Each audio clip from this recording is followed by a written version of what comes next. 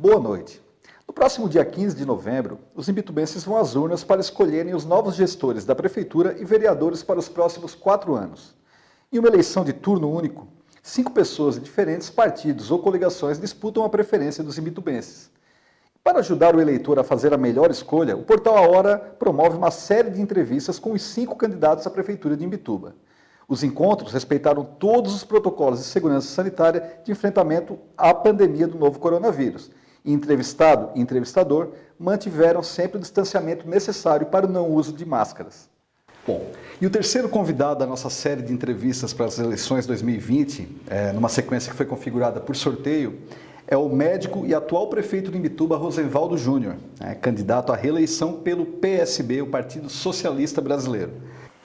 Boa noite, candidato. Boa noite, internautas do Portal A Hora. Candidato, o senhor poderia, por gentileza, se apresentar de forma sucinta, em 3 minutos, para quem ainda não lhe conhece, falar um pouco mais do senhor e também até do seu vice, da sua coligação.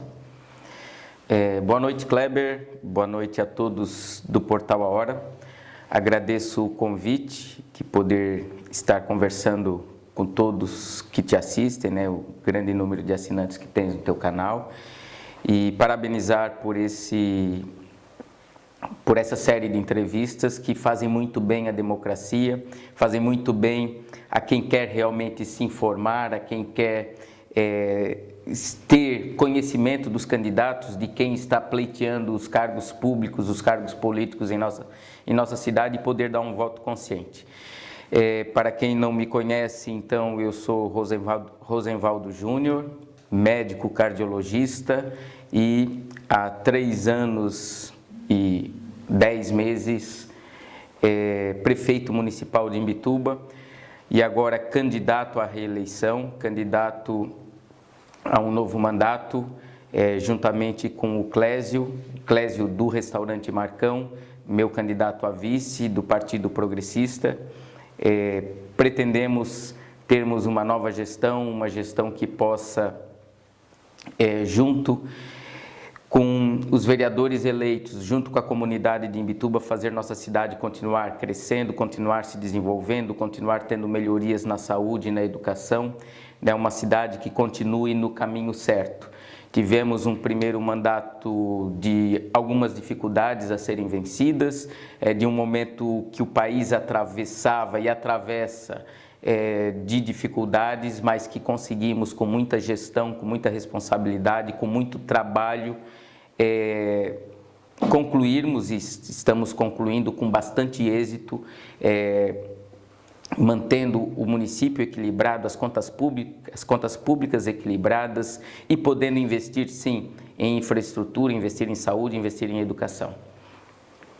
Candidato, então vamos às suas propostas, que eu acho que interessante aí nessa questão da democracia também é saber as suas propostas aí para os próximos 4 anos. E a nossa equipe do Portal Hora, elencou alguns setores da administração pública que a gente julgou mais importantes, Não daria de falar de todos, mas a gente vai dos mais cruciais aqui. Então eu vou jogar por tópicos e eu gostaria que o senhor falasse então a sua proposta. Vamos começar por uma área que o senhor conhece muito bem, que é a área da saúde, E que nesse momento de pandemia mundial se tornou ainda mais importante, mais crucial as pessoas entenderem a importância da saúde. Então, para os próximos 4 anos, é impossível também a cada tópico, a gente não, no caso do senhor especificamente, por já ter tido quase um mandato aí completo, eu pergunto quais são as propostas para os 4 anos, mas o senhor também fica à vontade para falar do que fez e também do que não conseguiu fazer e os porquês. Então, quais são as suas propostas para os 4 anos para o setor da saúde em Imbituba?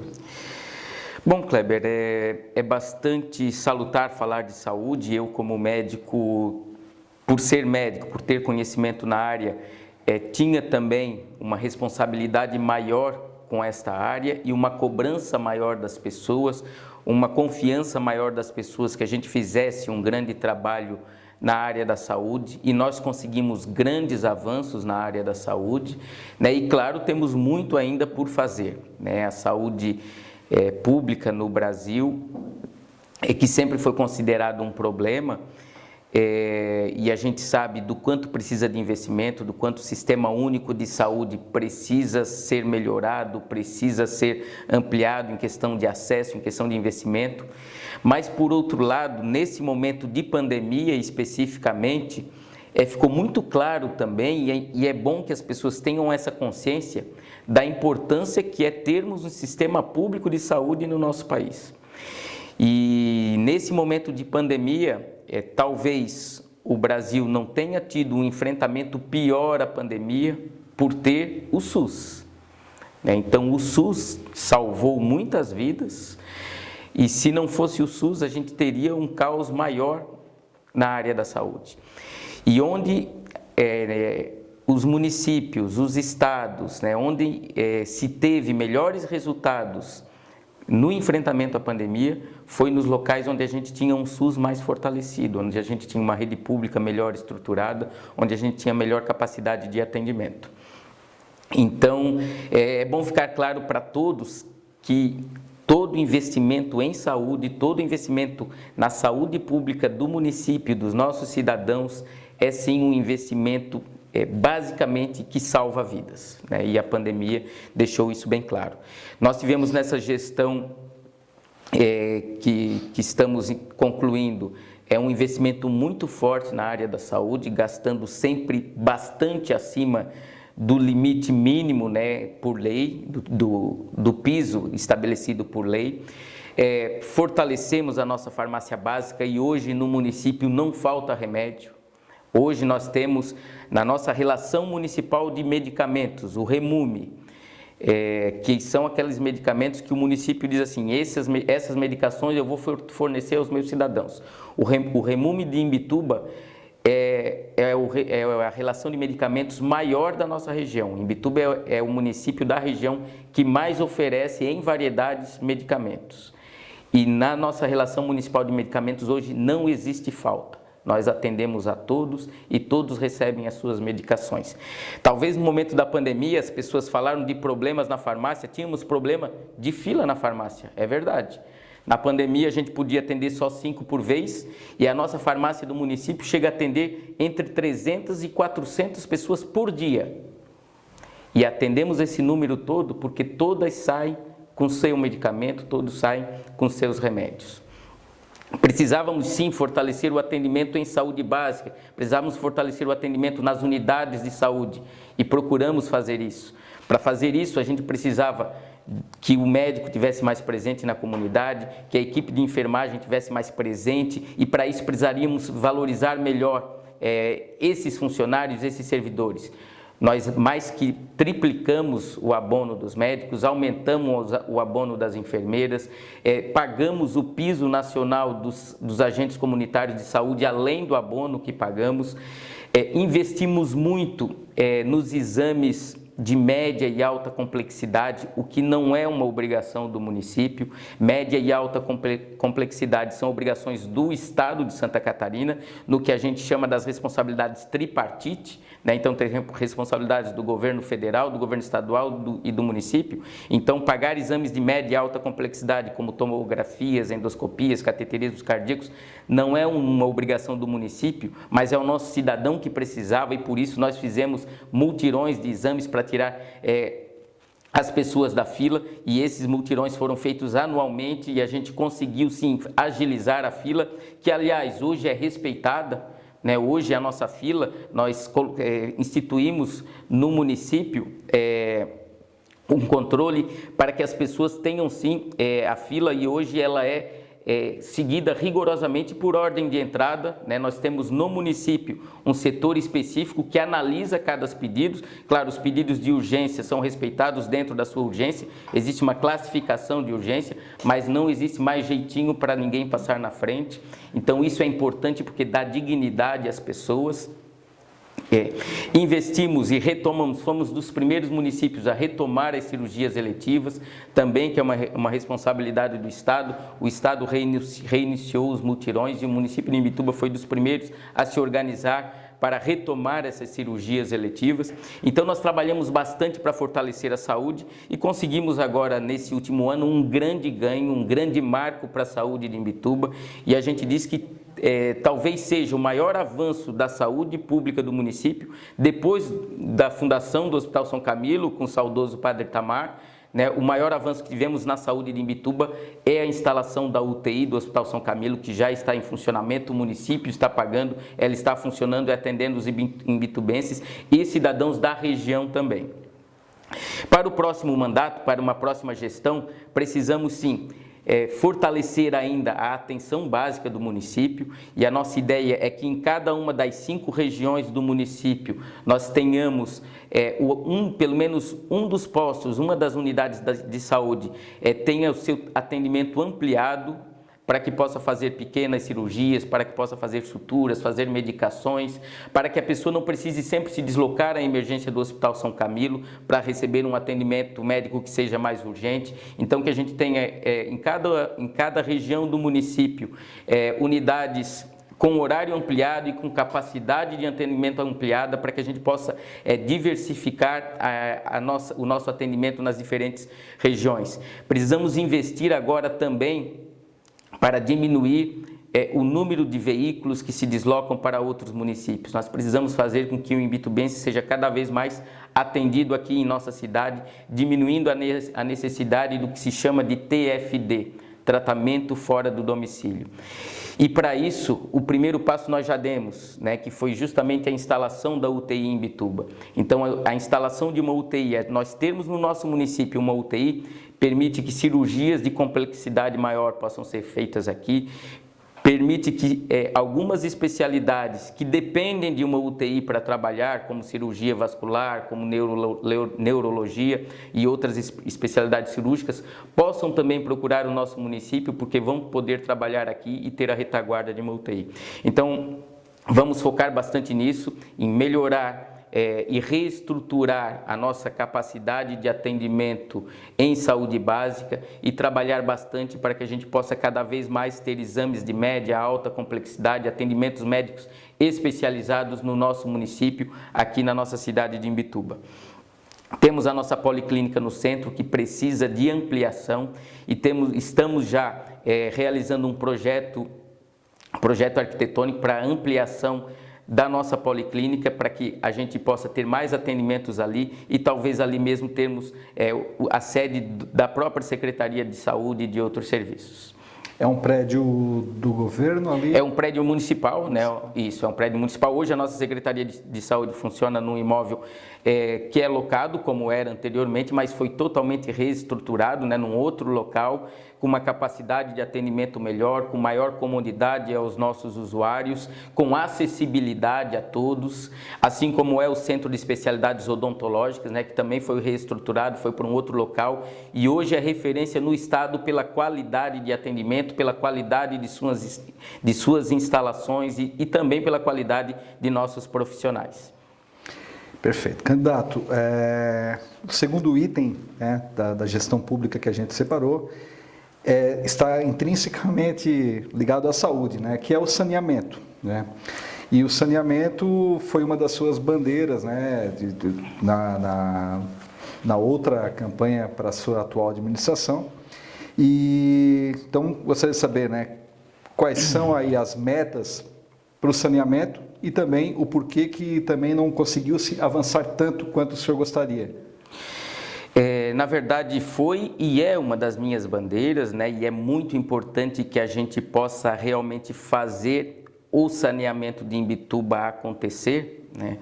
E é importante a gente separar as coisas. Quando falamos de saneamento, a gente está falando de água tratada, a gente está falando de esgotamento sanitário, a gente está falando de drenagem urbana e a gente está falando de resíduos sólidos, de lixo, né? Então, quando falamos em saneamento básico, na maioria das vezes as pessoas entendem isso por esgoto, né? E saneamento básico é muito mais que isso, é a gente ter acesso à água tratada, é a gente ter o esgotamento sanitário, ter coleta de lixo e ter uma drenagem urbana de qualidade. E essa era e é uma das nossas bandeiras. Nós trabalhamos ao longo desse período para conseguirmos realizar a nossa meta, que é pelo menos 30% de esgoto tratado, e focando inicialmente na região que nós compreendemos como mais crítica atualmente na cidade, que é a bacia de drenagem para a Praia do Porto.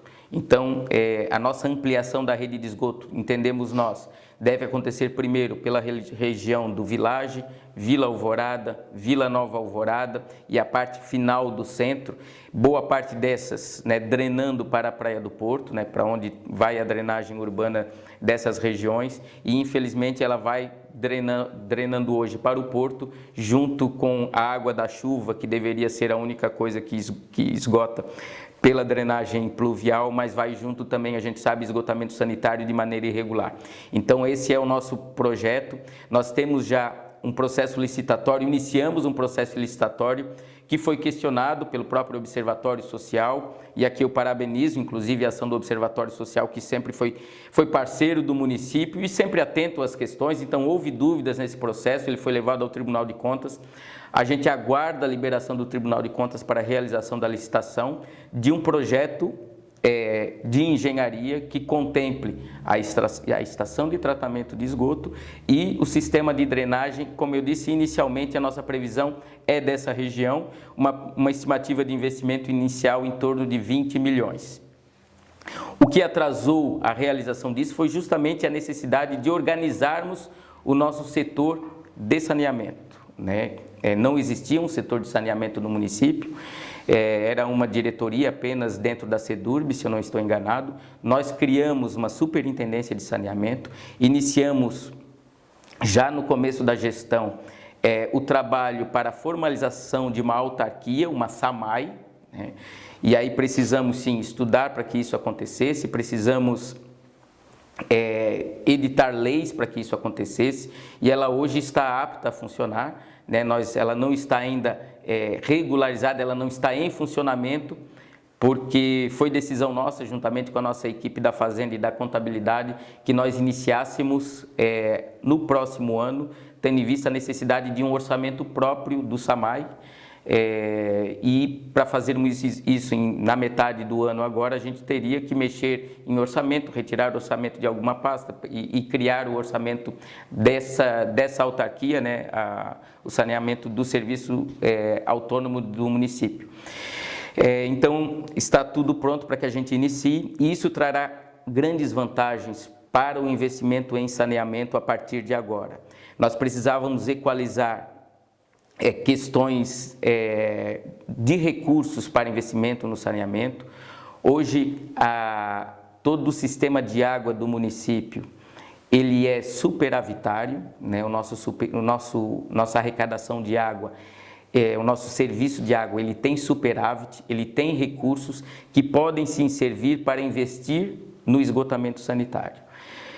Isso não aconteceu até hoje, e o serviço de água passou a ser municipal já no início do governo anterior, quando se rompeu o contrato com a Casan. E lá, desde então, a água, né, o orçamento da água sempre teve superávit. A gente sempre arrecadou o suficiente para pagar o custeio da água, para pagar a manutenção do sistema.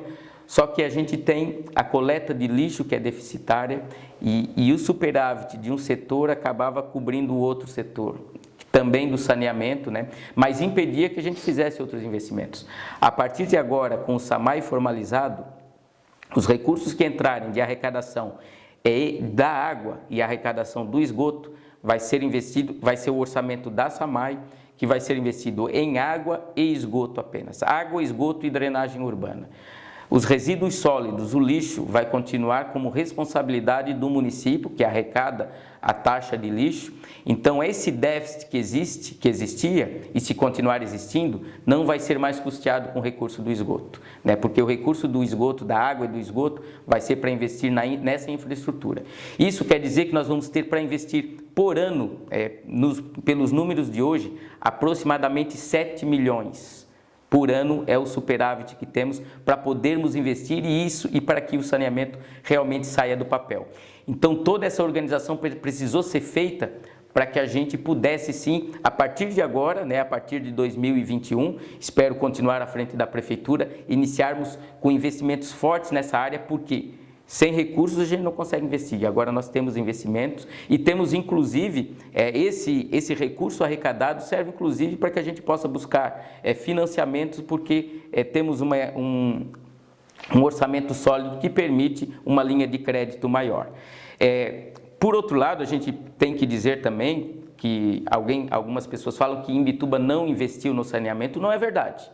Apesar de a gente não ter ampliado a rede de esgoto, mas investimos sim em saneamento. Como nós dissemos, o saneamento inclui resíduos sólidos e a gente mudou bastante a questão dos resíduos sólidos. Hoje a coleta seletiva é feita por uma cooperativa de catadores de maneira mais equilibrada do que era, de uma maneira mais socialmente justa. Hoje nós temos mais de 20 famílias da cooperativa que recebem nunca menos de um salário mínimo, né, o que não acontecia antes. São 20 famílias vivendo em condições dignas, né, dos resíduos sólidos. Temos muito ainda que evoluir na questão dos resíduos, mas a gente já conseguiu avanços. Nós investimos na estação de tratamento do esgoto da Lagoa da Bomba, que está hoje funcionando dentro dos parâmetros normais, dentro dos parâmetros exigidos. Nós investimos em ampliação de rede de água, nós investimos em um novo sistema de controle dos motores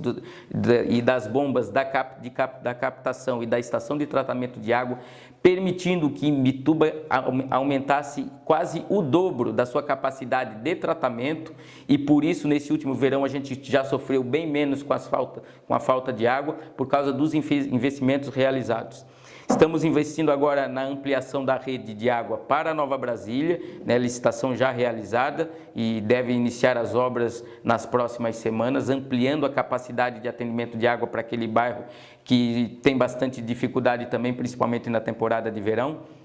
Então investimos bastante sim em saneamento, principalmente na nossa rede de água, também na estação de tratamento de esgoto, e estamos agora com a SAMAI organizada para que a gente possa ter uma capacidade de investimento muito maior nos próximos anos e aí tirar do papel essa grande necessidade que é para Imbituba, despoluindo definitivamente a Praia do Porto no primeiro momento e aí, claro, depois expandindo isso para todo o município. Candidato, propostas na infraestrutura e para o urbanismo, né, para o crescimento ordenado da cidade. O plano diretor está sob revisão, né, e pretende-se, alheia ao que vem nessa revisão, já se tem assim uma proposta do senhor, pretende-se mudar ou simplesmente, ou vocês na verdade vão esperar essa revisão, os profissionais que estão fazendo para... como é que vai ficar a questão do plano diretor? Essa é uma das questões que eu lhe pergunto. E também propostas aí na questão de obras de mobilidade urbana e acessibilidade, né, para as pessoas com deficiência ou alguma restrição de locomoção. Bom, Kleber, assim, é importante a tua pergunta, e um dos grandes problemas de Imbituba, e nós não podemos fugir da realidade. Um dos grandes problemas é justamente a questão urbanística, a questão do crescimento desordenado, a questão do parcelamento irregular do solo, no qual, inclusive, o município sofre bastante pressão do Ministério Público, bastante controle do Ministério Público, né, acerca das questões, desse cuidado que precisamos ter com o crescimento ordenado da cidade. Então, existe, como eu disse, cobranças do Ministério Público nesse sentido, de que o município fiscalize e tenha bastante cuidado com relação ao parcelamento irregular, com relação ao respeito ao plano diretor. A minha administração, eu acredito que você seja testemunha disso, sempre foi uma administração de ouvir muito as pessoas, bastante democrática, e a revisão do nosso plano diretor caminha nesse sentido, né? Então, eu não vou te dizer como vai ser o plano diretor, porque ele está sendo discutido pelas pessoas. Infelizmente, ele era para estar entregue na Câmara de Vereadores em junho, né? Para ser analisado pela Câmara de Vereadores, né, e aprovado como uma nova lei, mas infelizmente a pandemia e nos impediu, tendo em vista a necessidade das oficinas nas comunidades, das audiências públicas que não puderam ser realizadas, então a gente paralisou o trabalho em determinado momento, já estávamos na 5ª etapa de 6 previstas para a revisão do plano diretor, 5 etapas bastante produtivas, e aqui eu tenho que ressaltar e parabenizar o trabalho da nossa comissão do plano diretor, e aqui não quero citar nomes, né, mas os profissionais do município, os profissionais servidores públicos do município que fazem parte da comissão e se doaram, né, bastante intensamente na realização dessas audiências públicas, dessas oficinas, na análise de todo o material coletado e na produção do projeto de lei. Foi um trabalho exemplar, né, e um trabalho que vai sair muito barato se formos comparar custo-benefício ao município, tendo em vista o que na maioria das vezes se faz, que é contratar uma consultoria externa que cobra aí um valor bastante alto, elevado, vem aqui, faz o plano diretor e às vezes não entrega um bom produto. A gente está sim fazendo um bom produto dentro disso que eu digo que é feito de maneira democrática, ouvindo as pessoas, né? Então vamos entregar sim um produto que reflete o desejo do cidadão imbitubense e por um preço justo, né? Tendo toda essa colaboração e esse marco, né, que esses servidores estão deixando ao município. Então é muito importante essa questão. Na questão do urbanismo, precisamos ampliar e melhorar a nossa fiscalização, coibindo o parcelamento irregular do solo, que é um problema que temos que enfrentar, facilitar a regularidade das obras, facilitar quem quer empreender de maneira regular, quem quer fazer um loteamento de maneira regular. Então a gente tem que criar meios para que essas pessoas tenham um acesso mais fácil à sua regularização e, por outro lado, claro, fiscalizar quem não quer fazer da maneira correta. Então, vamos atuar mais fortes nisso. Inclusive, temos a ideia de reformular o setor, né? É muito fácil alguém chegar aqui, um candidato, e dizer que vai acabar com o SEDURB, mas mudar o nome de secretaria não acaba com o problema, né? O que a gente precisa é fazer com que tenhamos uma ordem de trabalho, que tenhamos um organograma de funcionamento que facilite a fiscalização, que seja mais transparente e que seja mais efetivo. Então, nossa ideia é que a gente monte uma secretaria, trabalhe com uma secretaria e que reúna os setores de fiscalização do meio ambiente e do desenvolvimento urbano em um único setor, que a gente possa dar um andamento mais claro aos projetos, à análise dos projetos, para que a gente possa atualizar o nosso código de obras e o nosso código de posturas, que são leis de 40 anos atrás. Já estamos trabalhando nessa reformulação que vai facilitar também essa regularização, essa regularidade das obras. Com relação às obras de infraestrutura, a acessibilidade, é algo que o município precisa melhorar e melhorar bastante. Nós começamos já a trabalhar nesse sentido, né? E assim, também por esse nosso perfil de sempre ouvirmos muito as pessoas e de trabalharmos dentro daquilo que as pessoas necessitam, nós tivemos esse ano aí concluído há pouco tempo a nossa ciclovia ali no Acesso Norte, e eu digo isso que justamente pelo nosso jeito de administrar, ouvindo as pessoas, porque isso foi uma cobrança que surgiu dos ciclistas, né? Todos lembram quando a gente reformulou a pista de rolagem no Acesso Norte, permitindo 3 pistas em alguns setores. Isso expôs os ciclistas ao maior risco, houve a cobrança deles, a gente sentou, ouviu e procuramos resolver. Então aquilo é fruto do jeito democrático de administrar, mas mais do que isso, né? Mais do que as calçadas que começamos a fazer em alguns setores. Se formos ver as obras que estão em andamento no município, a grande maioria delas está sendo feita com calçadas acessíveis. Elas estão sendo licitadas com calçadas acessíveis. Porque nós temos sim essa preocupação. Quem passar ali na rua Nicolau, que acabou de ser asfaltada, está sendo em fase de conclusão, que é a avenida que dá acesso à rodoviária, estão sendo realizadas agora as calçadas. A Hernani Cotrim, a rua da prefeitura, que vai até o Village, uma avenida que vai custar ao município, com recursos próprios do município, mais de 2 milhões, também está prevista e está licitada toda com calçadas acessíveis. Então é uma preocupação e as obras no município estão sendo licitadas dessa forma, a não ser em vias em que a largura da via, né, em que por motivos locais a gente não consiga, mas onde é possível estamos licitando as obras com calçadas acessíveis, porque é uma preocupação e é um bem que a gente quer trazer ao cidadão imbitubense. Nas vias já construídas, também tem-se essa intenção de fazer uma revisão, porque, claro, né, nessas obras que o senhor está licitando, que vem... Isso já há essa preocupação, mas tem vias no centro que foram construídas há 30, 40 anos e nunca foi dada essa atenção.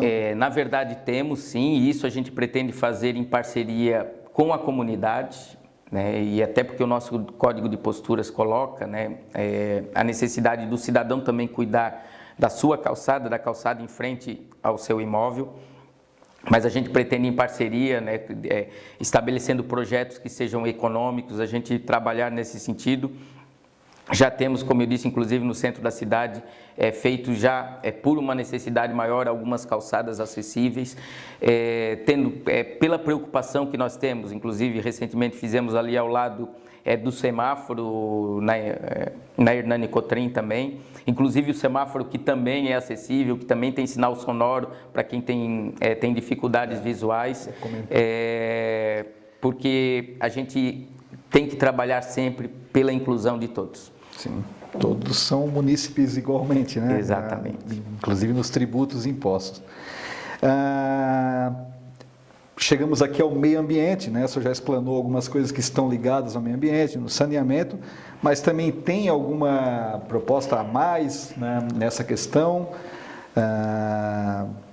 Aprimorar ainda mais a questão do meio ambiente aqui, e principalmente quando eu falo meio ambiente, né, tem essa questão do saneamento que pega todos, mas essa questão da preservação das praias, restingas, lagoas, rios, a nossa Mata Atlântica e as áreas de preservação ambiental. Como é que o senhor pretende atuar nos próximos 4 anos? Na verdade, Kleber, tem inclusive ações nossas que estão em andamento, né, visando a proteção do nosso meio ambiente, e é algo que a gente tem que ter sempre em mente, porque Imbituba é uma joia em termos naturais e que a gente não pode descuidar, por mais que a gente tenha um momento econômico muito voltado à atividade portuária, cadeia logística, instalação de empresas aqui na nossa cidade, mas a gente sempre tem que ter o cuidado bastante intenso com a questão ambiental, porque a gente tem sim que crescer, tem que se desenvolver, temos que gerar empregos, mas se a gente descuidar do meio ambiente, a gente acaba perdendo por um outro lado, perdendo na questão turística, que também é uma grande base econômica que temos e um grande potencial ainda a explorar que temos. Então é muito importante isso, e a nossa atuação foi nesse sentido, né, e todos devem lembrar a situação que foi a Cataline, há 4 anos atrás, quando a gente estava também no período eleitoral, e a questão de 1 ano atrás aproximadamente, e também quando eles voltaram à tona, né, e a gente sempre mostrou o nosso posicionamento de defesa da cidade, de defesa do meio ambiente e principalmente de defesa dos interesses dos cidadãos, né? Então, enquanto representante das pessoas, a gente vai estar sempre defendendo aquilo que as pessoas querem, aquilo que as pessoas desejam para a sua cidade. O senhor reafirma o compromisso na questão da Cataline, de não se instalar, não só a Cataline, mas qualquer estocadora de granéis? Quando a empresa veio conversar comigo e elas fizeram, já no meu primeiro ano de governo, eu recebi a visita dos empresários, né, e de pessoas ligadas ao setor. A minha fala foi justamente nessa, né, foi nesse sentido, assim, eu estou ali representando o cidadão imbitubense. Eu disse assim, vocês não têm que convencer o prefeito de que o projeto é bom. Vocês têm que convencer o cidadão, vocês têm que convencer a cidade. Eu estou aqui representando os interesses da cidade, né? E esse convencimento não houve, né? Hoje o cidadão de Imbituba, ele acredita que não é um empreendimento benéfico a médio e longo prazo para a cidade. Eu também tenho essa crença e eu defendo aquilo que os cidadãos defendem, né? E em relação ao meio ambiente, nós temos sim projetos em andamento, estamos com o Plano Municipal da Mata Atlântica em andamento. Nós temos o projeto de lei que está para ir para a Câmara, né, e tem em análise ainda no setor jurídico, que é do IPTU verde, que a gente possa dar redução de IPTU para quem construir com medidas ambientalmente corretas, né, cuidando, zelando pelo meio ambiente. Pretendemos no entorno, principalmente da região de Ibiraquera, no entorno da lagoa, a gente também mudar o método construtivo, que a gente não use, fossas sépticas diferenciadas, que não permitam que o nosso lençol freático seja atingido, porque isso acaba indo para a lagoa. Temos inclusive já estudo em andamento feito em parceria com o IFSC. Nós estamos coletando mensalmente amostras da Lagoa de Ibiraquera, da água de vários pontos e de vários afluentes da lagoa, para mapearmos de onde está vindo o maior problema e a gente poder resolver essa questão, que também é bastante importante lá na Lagoa de Ibiraquera. Então, estamos trabalhando com a equipe do saneamento nesse setor, também com a equipe do meio ambiente, da Secretaria de Meio Ambiente. Então, nós temos bastante ação nesse setor e precisamos estender isso, precisamos ter sempre em mente a necessidade do cuidado ambiental em Imbituba, que acima de tudo é o cuidado com o nosso turismo, com esse outro grande valor que temos aqui na nossa cidade. Senhor pretende aumentar a fiscalização nessas questões de ligações clandestinas, de esgoto na lagoa, e também essas obras que muitas vezes, né, começam escondidinhas, daqui a pouco vão quando a gente vê, está cheio de casa. Né? Na verdade, não é que nós pretendamos, nós somos obrigados a fazer, né? Como eu disse lá no início dessa entrevista, a necessidade de nós cuidarmos e coibirmos o parcelamento irregular do solo, que é de onde nascem os grandes problemas da cidade, né? E nós precisamos resolver isso. E resolver isso, eu falei no início, passa por duas ações. Primeiro, a gente poder facilitar e fazer com que as pessoas consigam regularizar de maneira mais fácil, mais ágil o seu empreendimento, né? Para não termos essa desculpa de que eu estou fazendo irregular porque eu não consegui regularizar. Então, nós temos que facilitar a regularização. Agora, por outro lado, temos sim que fortalecer a fiscalização e, inclusive, estamos em conversas constantes com o Ministério Público e vamos firmar provavelmente ainda antes da eleição, um TAC, um termo de ajuste de conduta, em que um dos compromissos é o aumento, a ampliação do número de fiscais do desenvolvimento urbano, né, os fiscais municipais, que justamente trabalham com essa questão de construções irregulares, do parcelamento irregular. Certo. Candidato, para a nossa economia, fortalecer a economia, ainda mais depois desse período de pandemia, como que o senhor pretende, quais são as suas propostas para maior atração de investidores sustentáveis, de preferência, né? Eu acho que é um desejo de todo mundo, e para geração de empregos, né? Quais seriam as propostas aí que o senhor tem para esses dois fatores? Olha, Kleber, na verdade, como eu disse, em outros setores nós também já estamos trabalhando nisso, né? E trabalhamos, inclusive durante o momento da pandemia, né? Nós trabalhamos no sentido sempre de preservar, além das vidas, né, de preservar os nossos micro e pequenos empresários, né, os nossos empreendedores. Estamos agora já com um plano, né, estive conversando com o nosso secretário de Desenvolvimento Econômico e Turismo, um plano de retomada da economia, né, e ele já está praticamente pronto para que a gente possa, já nas próximas semanas, estar lançando esse plano.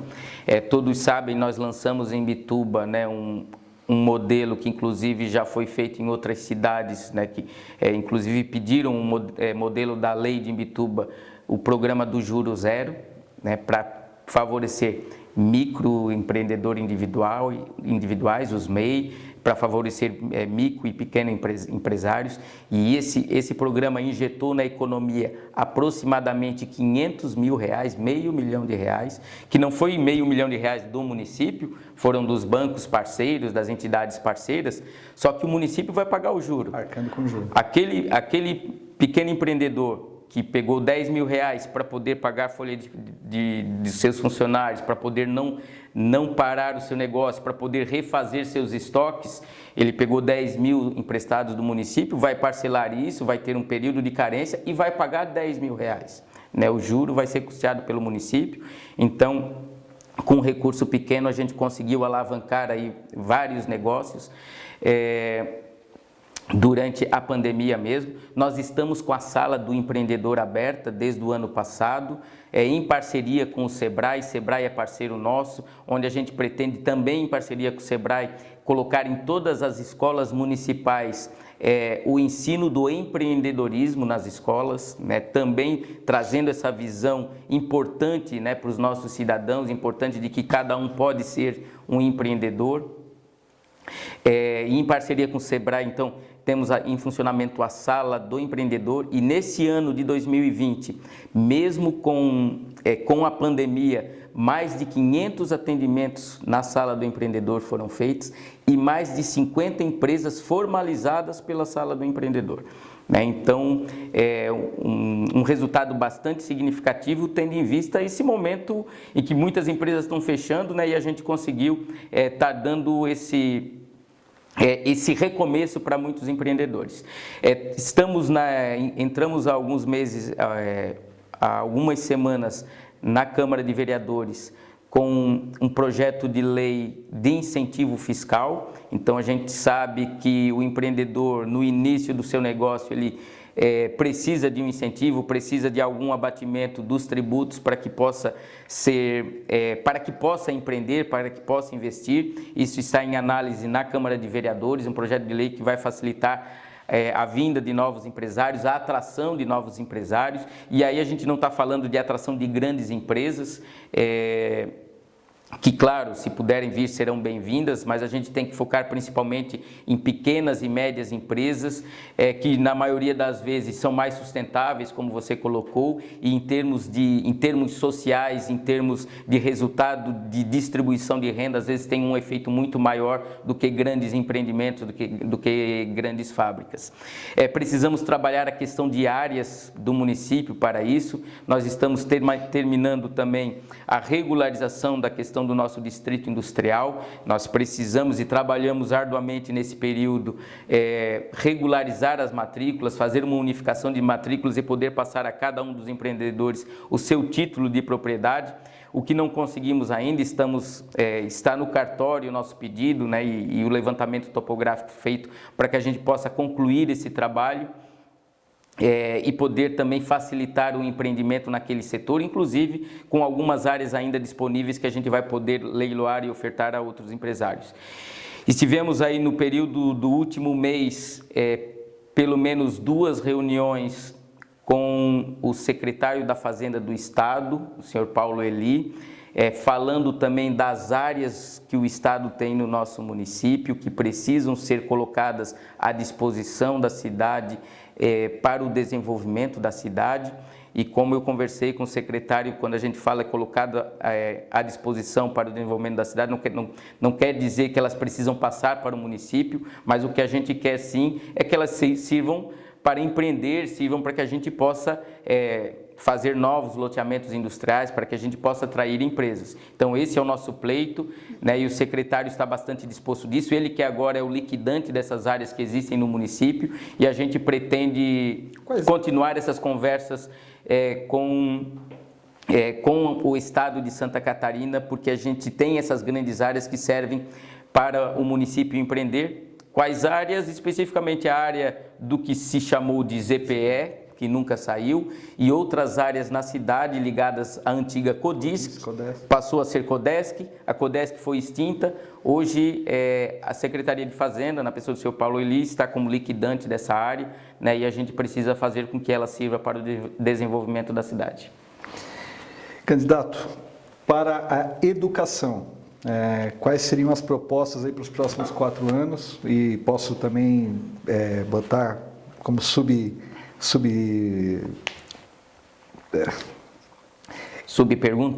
Subquestionamento. Estou criando uma nova subquestionamento. Candidato, educação. Quais seriam as propostas aí para os 4 anos? E posso colocar aqui como temas bem pertinentes a situação de vagas em creches, né, que é uma situação que o município também tem dificuldades, e reformas, né, como o do CAIC, mas quais seriam as propostas aí para os 4 anos?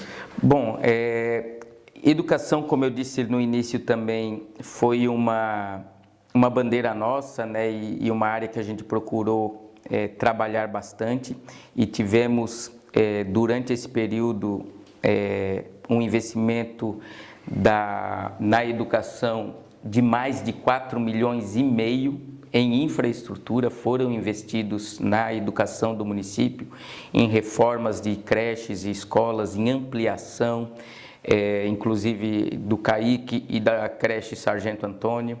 Creche Sargento Antônio em qual? A creche do Village. Do Village. Mas também a aquisição de equipamentos novos, novas cozinhas para creches e escolas, parques infantis para todas as escolas do município, para todas as creches, equipamentos como a lousa digital, né, as lousas digitais.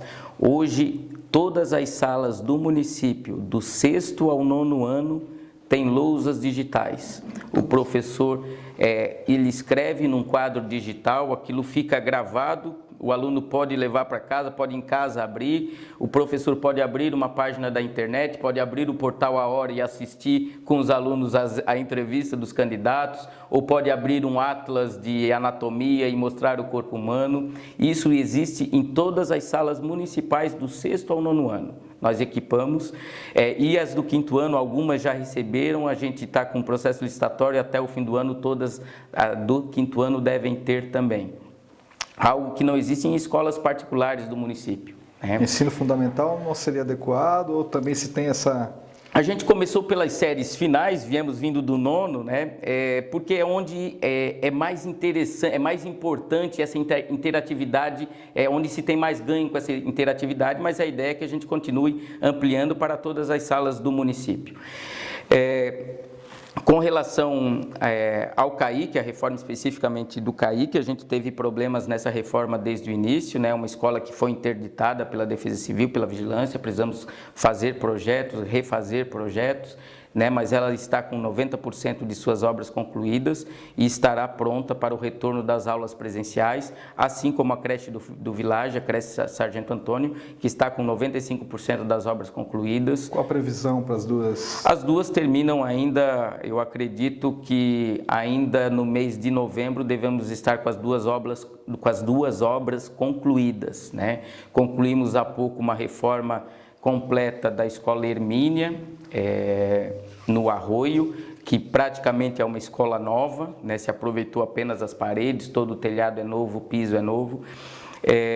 Ampliação da creche São Tomás está também em fase de conclusão. Já entregamos no ano passado a creche, a ampliação da creche em Ibiraquera. Estamos iniciando as obras da creche do Centro de Educação Infantil na Guaiúba, também de uma creche nova com ampliação das vagas. Então, nós vamos ter, com a conclusão de todas essas obras, vagas para todas as crianças do ensino infantil também. E o problema de vagas em creches não será um grande problema, não será o problema a partir de 2021, com essas obras sendo entregues. Todas as crianças terão vagas parciais, para poder se matricular. As vagas integrais, vagas para período integral, vai depender, claro, dessas reformas e ampliações que estão concluindo, mas a gente vai conseguir também atender um bom número das necessidades de vagas em período integral que temos. Aliás, falando sobre futuro, falando sobre projetos, é projeto nosso a gente instituir no município o ensino integral, com currículo integrado, né, com o currículo integrado nos 2 períodos, aulas nos 2 períodos, não apenas oficinas no período de contraturno, a gente integrar essas aulas e poder termos uma escola modelo com ensino integral no nosso município. Pretendemos estimular e atrair novas universidades para o município, novas escolas técnicas para que a gente possa ter em Imbituba um ensino técnico profissionalizante voltado para aquelas áreas que Imbituba tem mostrado maior atividade, principalmente setor turístico, setor... Hotelaria. Isso, hotelaria, setores também da cadeia logística. Então precisamos atrair escolas técnicas profissionalizantes e universidades nesse sentido. Durante esse período que estive à frente do município, que estou à frente do município, já conversamos com algumas das entidades, né, como a própria Uniaselv, que está aqui presente, é parceira do município, Unesc, Unisul, tivemos algumas conversas no sentido de que a gente possa ter polos aqui na nossa cidade. Candidato, estamos meio quase que estourando o nosso tempo nessa parte aqui da entrevista, mas vou então juntar 2 questões aqui. Cultura e esporte. Quais seriam aí as propostas para os 4 anos? Bom, cultura e esporte, a gente tem trabalhado bastante também nesse período. Na nossa cultura a gente conseguiu aí um grande avanço, conseguimos valorizar os nossos artesãos, os artistas de Imbituba. Na pandemia tivemos uma mostra disso, né? Imbituba foi referência no apoio que a gente deu aos músicos aí com o chamamento público que fizemos e pudemos propiciar aos artistas que se apresentassem através de lives, né? E pudessem ter o seu trabalho valorizado. Trabalhamos na reestruturação da primeira escola do município de Imbituba, que é lá no bairro do Mirim. A gente restaurou, ela está entregue de volta à comunidade no aspecto que tinha quando foi criada, ao lado da Igreja Mirim, lá na praça. Estamos agora numa parceria para podermos repassar a entidade açoriana que existe lá na comunidade. E pretendemos investir ainda mais na reformulação desses espaços. O Museu da Baleia está com seu projeto de restauro também concluído, devemos estar licitando aí nos próximos dias, né? Temos já também investimentos programados para o Museu Usina, né? Que também é uma área cultural muito importante da nossa cidade. E temos sempre buscado... Museu, desculpa a interrupção, para não perder o gancho, museu... Vai ser museu, teatro, as 2 coisas?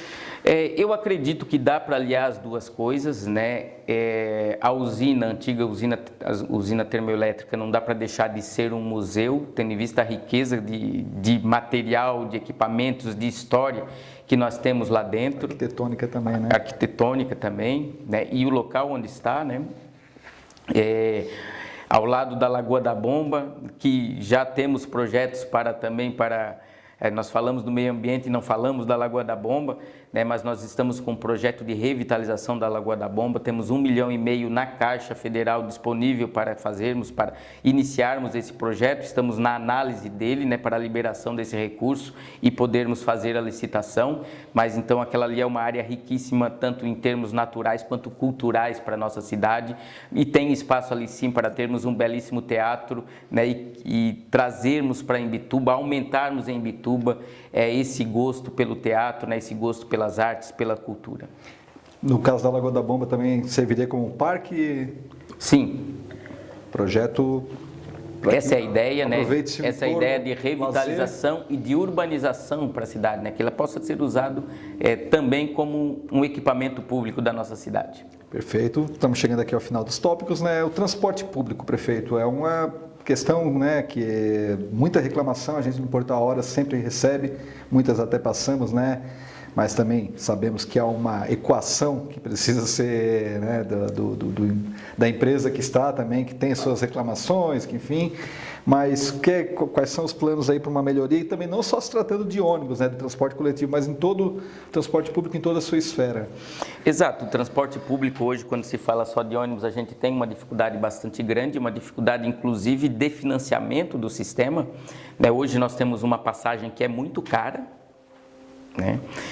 E que pelos números que temos de passageiros não custeia o serviço, né? E isso muito mais visível depois da pandemia, né? Em determinado momento a pergunta era: prefeito, o transporte público pode voltar? Em determinado ele podia, mas ele não era viável o retorno por conta da questão realmente de financiamento do sistema. Inclusive nós estamos contratando agora um serviço de análise dos custos, da planilha orçamentária, da arrecadação, para vermos a necessidade de um custeio, de um subsídio do município ou não, né? Porque esse é o pedido da empresa e a gente, claro, que tem que analisar juridicamente e economicamente, ver se, primeiro, se juridicamente é viável e, segundo, se realmente é necessário para que realmente a gente mantenha o serviço público, o serviço do transporte público e principalmente para que ele seja de qualidade, né? E isso está às vezes linkado com outros problemas e com outras soluções que nós precisamos trazer para a nossa cidade. Um deles, que é bastante urgente, é a questão do estacionamento rotativo, né, que nós temos que fazer caminhar. Estamos também com o processo licitatório em andamento, devemos estar publicando aí brevemente. Em outras palavras, no popular, assim, uma área azul. Exato, muito popularmente conhecida por área azul, e o transporte rotativo vai facilitar que as pessoas possam parar o seu veículo, mas por outro lado também estimula com que as pessoas se desloquem de ônibus. Precisamos também, na questão do transporte, a gente já falou isso, né, sobre a questão da mobilidade urbana, da acessibilidade, favorecer o transporte de bicicleta, né, e que também é uma outra solução e que muitas cidades estão se voltando para isso, né, para o uso menor dos automóveis. Então as calçadas acessíveis, né, e a acessibilidade, a mobilidade urbana vão nos ajudar a isso, e é algo que a gente tem que estar sempre pensando. E a questão voltando à questão do transporte público, o que a gente tem que pensar sempre é justamente o custeio disso, né? Então hoje a gente tem um número de gratuidades bastante grande no sistema, né? Então a gratuidade dos idosos, das pessoas com necessidades especiais, de professores, né? O que acaba fazendo com que aqueles que pagam tenham que pagar um preço maior por conta das gratuidades que são concedidas. E acaba que fica injusto para quem está pagando. Então a gente tem que ver uma maneira de equilibrar isso. É algo que estamos estudando, inclusive com esse contrato, com esse estudo que estamos contratando. Talvez não ficasse injusto até se a empresa conseguisse, diante dessa equação toda, fornecer um serviço melhor, né? Horários, itinerários que a gente vê que mais também... Exato, mas aí a gente esbarra geralmente na questão de custo também, né? Mais horários é mais custo, né? Se a gente está circulando com poucas pessoas, acaba que o custo é maior do que os passageiros que estão utilizando, e aí a gente tem um problema a ser equacionado. E aí o subsídio do município pode ser a solução. E o que acontece já em vários municípios do país, né? Então, em muitos municípios existe essa necessidade e às vezes é o caminho que nós temos para qualificar o serviço. Perfeito. Candidato, chegamos ao final então das propostas, né, dos tópicos, e aqui a gente separou algumas perguntas, né, direcionadas ao senhor. A primeira delas, candidato, é que nas últimas semanas, né, talvez no último mês, servidores públicos, né, que trabalham na prefeitura, tanto concursados como comissionados, foram alvos aí de prisões, né, de investigações, prisões relacionadas ao furto de luvas na saúde e no caso aí da CEDURB, né, de funcionários da CEDURB, de atos de corrupção mesmo, né?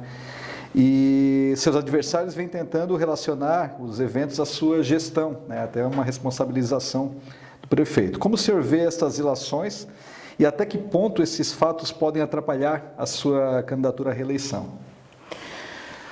Olha, Kleber, eu acredito que atrapalhar não atrapalhe, né, tendo em vista é a maneira sempre transparente e clara com que a gente tratou sempre todos esses assuntos e com que a gente sempre tratou as questões de corrupção e as questões de qualquer tipo de irregularidade ou qualquer tipo de suspeita. Há 4 anos atrás, quando eu fiz o meu discurso de posse no Imbituba Atlético Clube, é um momento que emociona, obviamente, mas uma das coisas eu não esqueço do meu discurso, que inclusive eu escrevi em casa antes, né, e li, porque acho que o momento não permitia que a gente falasse de improviso, pelo momento, pela emoção que a gente é tomado. E eu lembro que no meu discurso eu falei: as pessoas que me ouviam, sejam os meus olhos e os meus ouvidos para qualquer tipo de irregularidade que vejam, né? E assim eu quero. Não quero nunca que Imbituba seja capa de jornal, né, seja notícia de fatos negativos como os que aconteceram.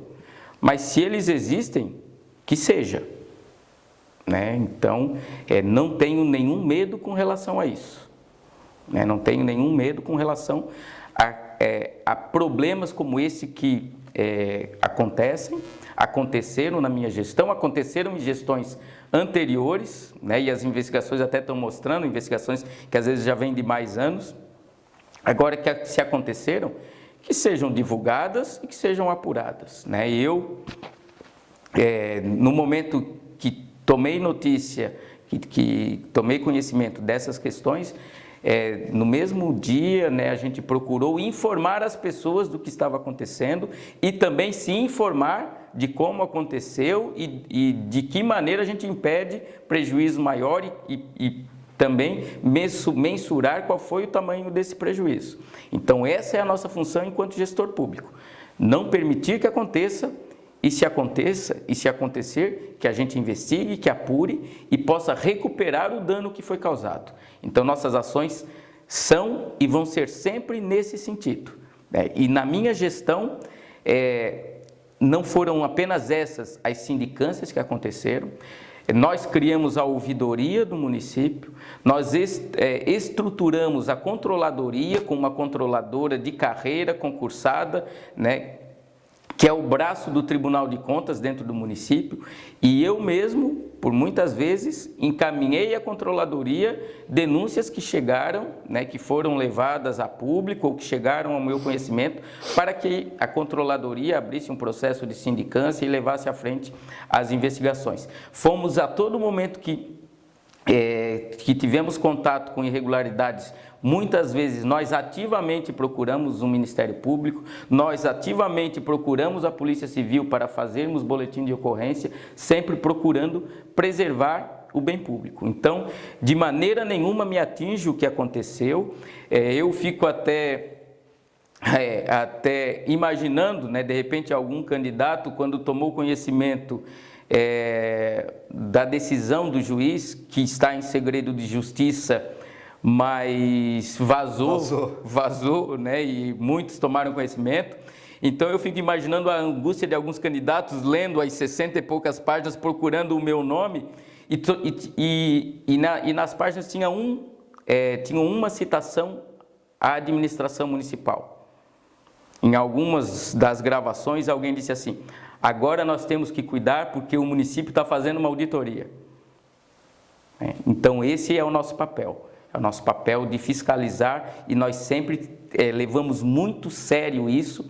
E como eu disse, não queremos que Imbituba realmente seja notícias por esse tipo de acontecimento. Mas se ele existir, que seja notícia, porque a gente precisa sim apurar e levar a fundo todo o esclarecimento necessário. Caso o senhor seja reeleito, o senhor pretende agir de forma diferente, em algum sentido, na questão da SEDURB? E também na questão aí da seleção dos comissionados, ou o senhor trata como um fato pontual, né, que também... Olha, Kleber, com relação ao SEDURB, eu até falei, o que a gente precisa é reestruturar o setor. Eu vir aqui e dizer que vou acabar o SEDURB é fácil, como se eu acabasse o SEDURB, mudasse o nome da secretaria por um outro nome e resolvesse o problema. não resolve, né? O que resolve o problema é a gente reestruturar o setor, como eu disse, talvez unificando a fiscalização do meio ambiente com o SEDURB, unificando o setor de análise de projetos, trazendo a necessidade de dedicação exclusiva em algum setor, inclusive o setor de análise. Então é algo que a gente tem que estudar e temos que trazer propostas que melhorem a transparência e que aumente a nossa capacidade de fiscalização. Então é isso que nós vamos fazer, inclusive está no nosso plano de governo. Não é simplesmente dizer que vou acabar com isso e vou criar aquilo que no final das contas é a mesma coisa. Temos que reestruturar e realmente mudar. Com relação aos cargos comissionados, e é até bom a gente tocar nesse assunto, porque diz que eu aumentei cargos comissionados, não é verdade. Quando eu mandei para a Câmara o organograma das minhas secretarias, para começar nós reduzimos secretarias, né? O Jason, o governo anterior, chegou a ter 18, se eu não estou enganado, nós temos 10, né? No organograma anterior tínhamos 163 cargos comissionados, nós reduzimos para 141, certo? Contando os secretários, né, os cargos políticos. Na realidade, a gente precisa sempre procurar capacitar cada vez mais os nossos indicados, né? Alguém que é indicado para trabalhar no setor público precisa ser capacitado, precisa ter capacidade e, acima de tudo, precisa ter lisura, ter ética. Claro que, por vezes, se erra em indicação, né? Como existe também em cargos efetivos propriamente dito, alguém que passa num concurso e não está apto à sua função. Então isso acontece e a gente tem que procurar cada vez mais refinar, né, essa escolha e, claro, fazer com que o município seja servido cada vez melhor de servidores dedicados ao desempenho da função pública. Candidato, como é que o senhor pretende trabalhar a governabilidade, né, com relação aí à Câmara de Vereadores, né, sem que haja necessidade, às vezes, de concessões? Olha, Kleber, e assim, se vocês buscarem as minhas declarações com relação à Câmara de Vereadores ao longo desses 4 anos, por mais de um momento e mais de uma vez, eu sempre disse que a Câmara Municipal de Imbituba foi muito parceira da administração municipal.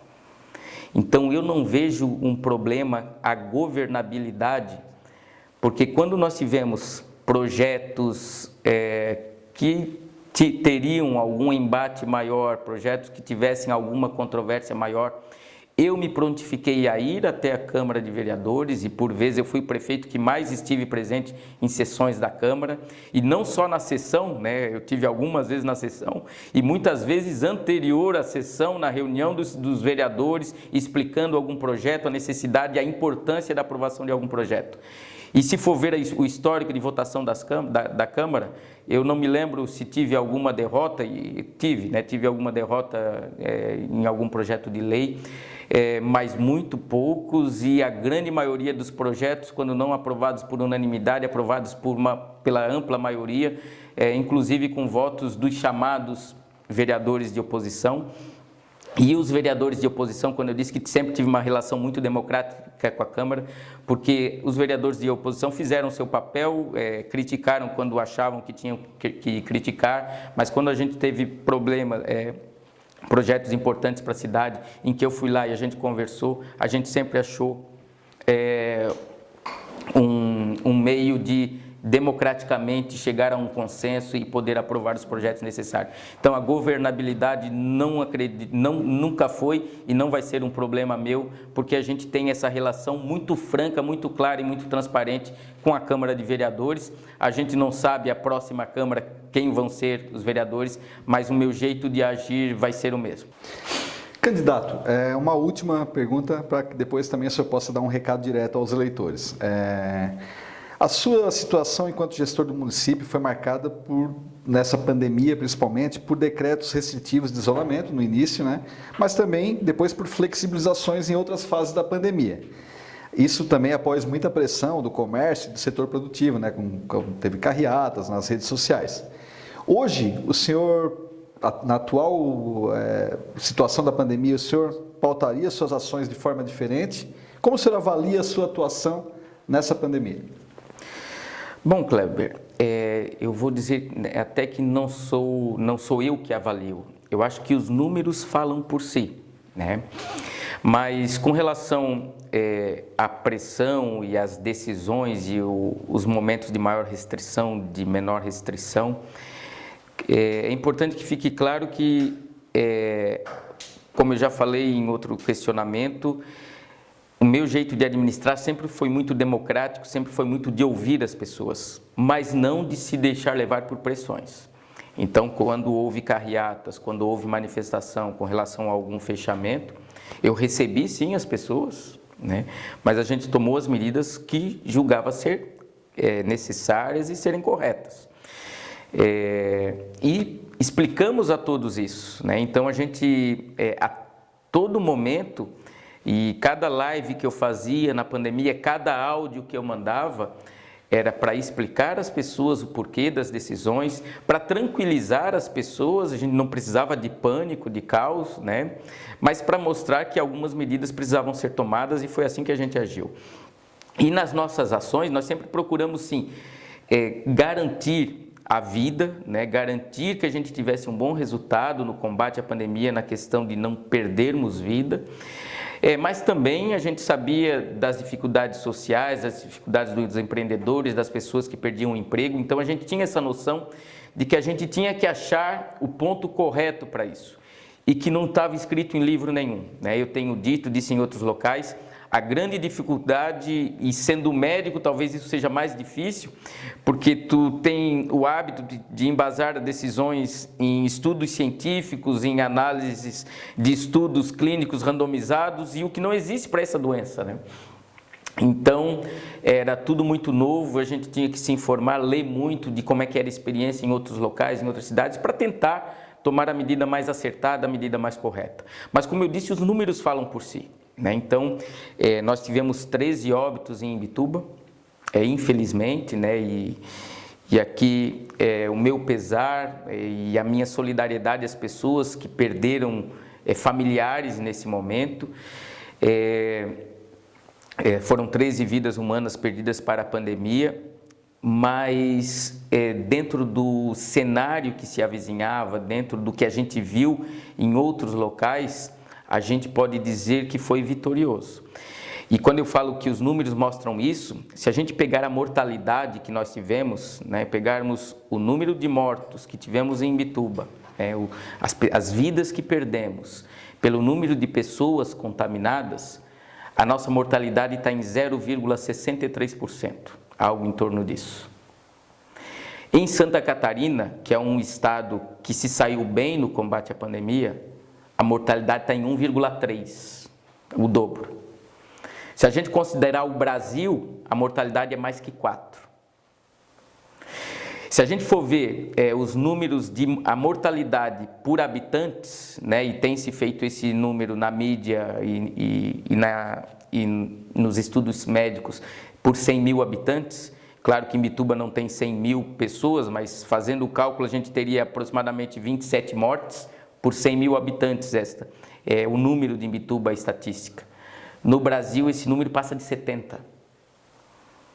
Ou seja, nós fomos vitoriosos no combate à pandemia, né? Nós conseguimos vencer a pandemia.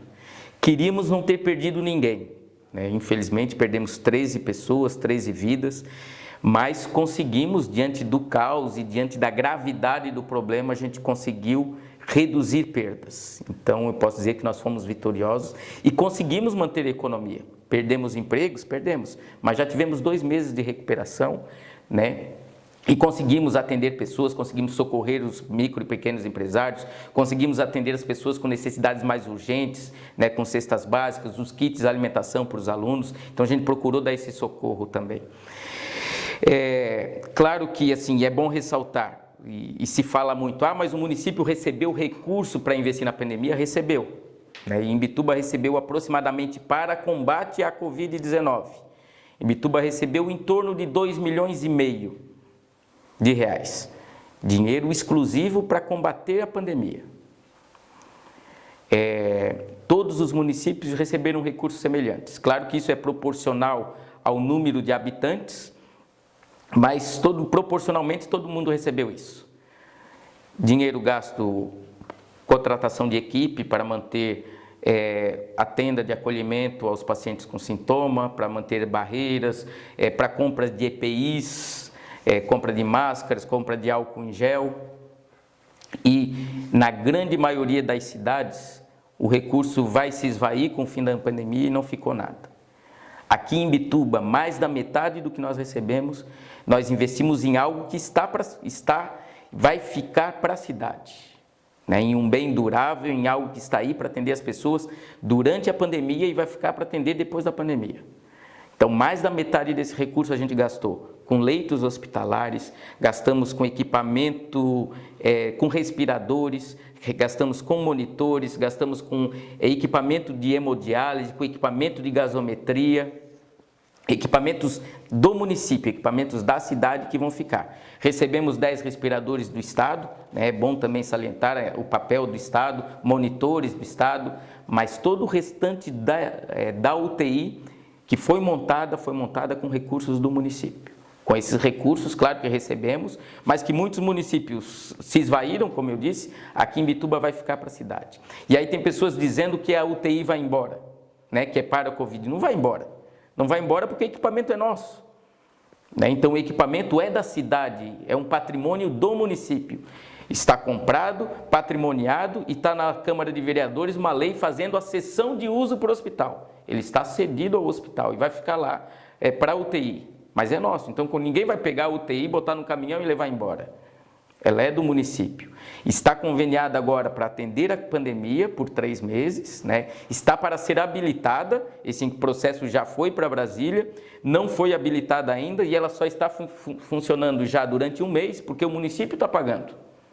Também o funcionamento durante esse primeiro mês está sendo custeado com autorização do Legislativo, com autorização da Câmara, está sendo pago pelo município, ao custo, que é o custo que o Ministério da Saúde repassa, R$ 1.600 por leito por dia. Então são R$ 16.000 por dia pagos com recurso do município. Nós já solicitamos também a habilitação como UTI geral. Então acabou a pandemia, né? Os nossos leitos vão estar habilitados para atender qualquer tipo de problema que, claro, tenhamos capacidade de atender, né? Então vai ser sim leito de UTI geral. Já solicitamos a habilitação do Ministério da Saúde para isso. E já deixamos no nosso orçamento de 2021, né, porque o orçamento, independente da eleição, o orçamento do ano que vem já está na Câmara para aprovação, né, deixamos recursos previstos para auxiliar nessa manutenção da UTI. Porque quando a UTI não for mais UTI Covid, for UTI geral, o repasse do Ministério vai cair pela metade, vai cair para R$ 800.000. E vai faltar sim recurso para custear. Mas eu já garanti no orçamento que o município vai custear. E só não vai se o próximo prefeito não quiser, mas sendo eu, ela vai estar lá e vai ficar para atender o imbitubense, para que possa dar essa garantia de vida ao imbitubense. Candidato, o senhor então tem 5 minutos agora para mandar aquele recado final para o eleitor, olho no olho, através das lentes do Portal A Hora. Primeiro, Kleber, mais uma vez te agradecer, te parabenizar pela iniciativa, a iniciativa do Portal A Hora, por isso que tens essa confiabilidade do teu público, por isso que o teu portal cresce, né, justamente pelo jornalismo de qualidade que tu prestas em nossa cidade e em nossa região, e esse é um serviço que tu prestas à democracia, que tu prestas à boa democracia e à boa prática política. Eu agradeço esse espaço, essa oportunidade de a gente conversar com o eleitor, de a gente poder levar ao eleitor nossas propostas. Eu falei já em uma das minhas lives que nós vamos respeitar a pandemia, estamos respeitando a pandemia, então é muito provável, eleitor, que eu não consiga ir até a sua casa, que eu não vá lhe dar um abraço, um aperto de mão, porque a gente respeita acima de tudo a saúde e nós estamos tomando cuidados nesse momento que ainda é um momento de combate à pandemia da Covid-19. Vamos, claro, estar presentes nas comunidades, vamos estar, em algum momento, fazendo caminhadas com um número reduzido de pessoas, tomando os cuidados sanitários, usando máscara, porque nossa prioridade agora é continuar preservando a vida. Então, esse momento é um momento muito especial de a gente poder estar levando até você a nossa proposta Isso que a gente falou aí por algo em torno de 1 hora, que a gente conversou, que a gente pôde esclarecer sobre o que já realizamos também. E graças a Deus, nós temos muito serviço prestado nesses 4 anos, nós temos muito do que falar, do que fizemos. Não realizamos tudo o que desejávamos, não conseguimos fazer tudo o que queríamos e nem tudo o que a cidade precisa. Mas sempre o empenho, a dedicação, a responsabilidade foi a marca da nossa gestão e eu posso garantir a vocês que nós fizemos tudo o que nos foi possível. E queremos que assim seja num segundo mandato. Por isso, o nome da nossa coligação é Imbituba no Caminho Certo. Talvez a gente não tenha conseguido avançar tanto nesse caminho, a gente não tenha conseguido dar todos os passos, colher todos os frutos que a gente gostaria, mas temos convicção de que estamos no caminho certo, o caminho da seriedade, da honestidade, da responsabilidade com o dinheiro público, do zelo com o dinheiro público, de fazermos aquilo que nós temos condições de custear, de pagar, de cuidado da saúde, de preservação da vida. Este é o nosso foco, é essa a nossa bandeira principal. Nós investimos nas pessoas, investimos na qualidade de vida. Vamos agora continuar investindo em infraestrutura, em criação e geração de empregos, em novas empresas para a nossa cidade, para que a gente possa agora, como eu falei antes, retomar a nossa economia e fazer com que Imbituba cresça com qualidade.